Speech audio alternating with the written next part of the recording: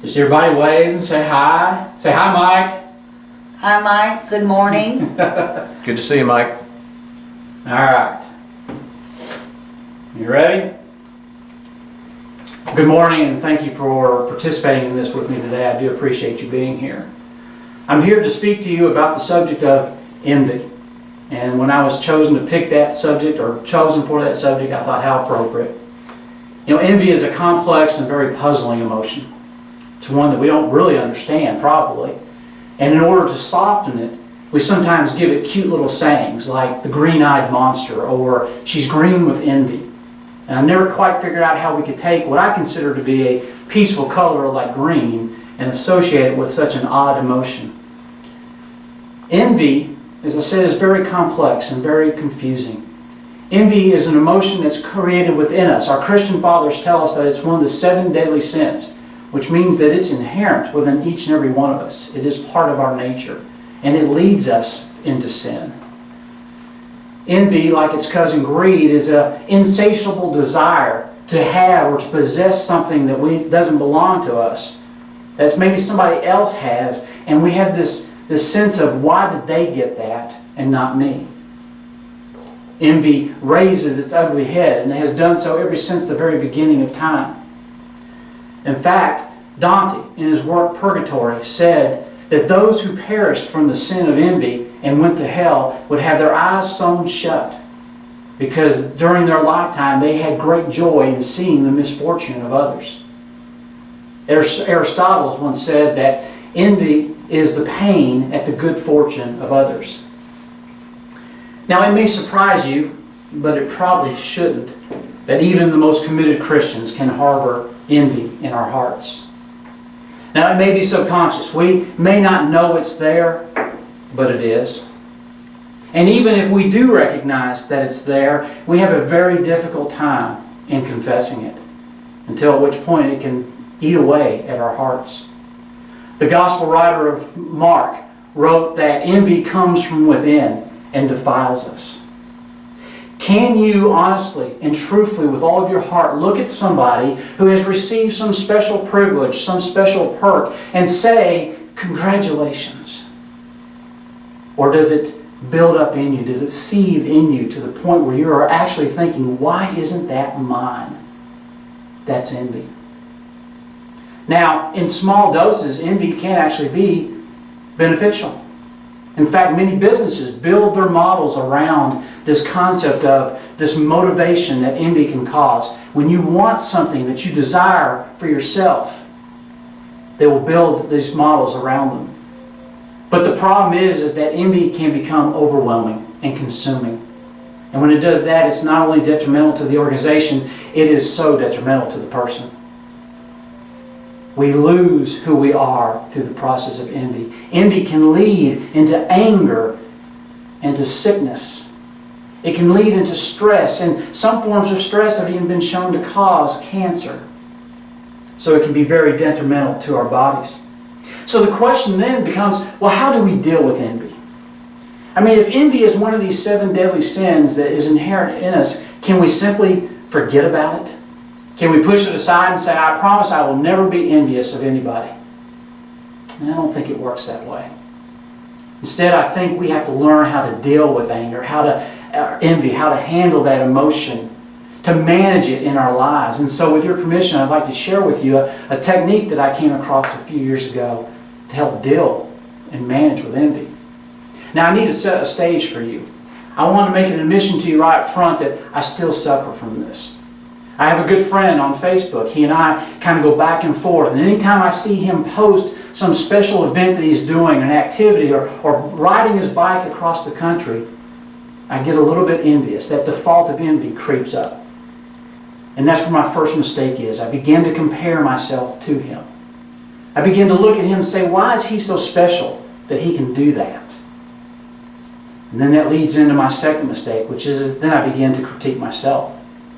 I look at myself and say, well, what's wrong with me? Why don't I deserve to be able to do that? Why can't I have that? I mean, maybe if I was just a little bit smarter, maybe if I worked a little bit harder, maybe I was just little bit better looking, and I know that can't be it. We start to compare ourselves to each other. We begin to judge each other and ourselves. And that never leads down the right road. It can lead down to a bad road for us.